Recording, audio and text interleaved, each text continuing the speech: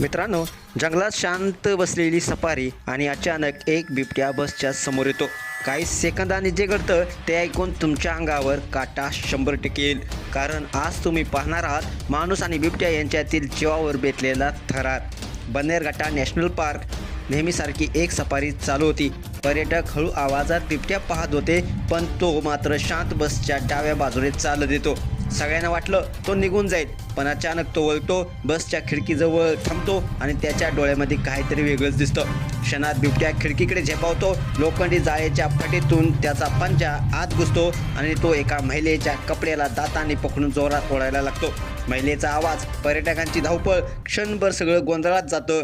कपडा फाटतो, तिच्या हातातून रक्त वाहायला लागतं आणि त्या क्षणी एका पर्यटकाने खिडकी जोरात बंद केली.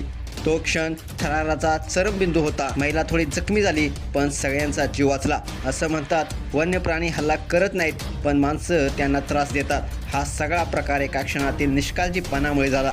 मित्रांनो, जंगल त्यांचं आहे, आपण फक्त पाहुणे. आदर ठेवा, शांत राहा आणि काळजी घ्या. एका चुकीनं जीवावर बेतू शकतं.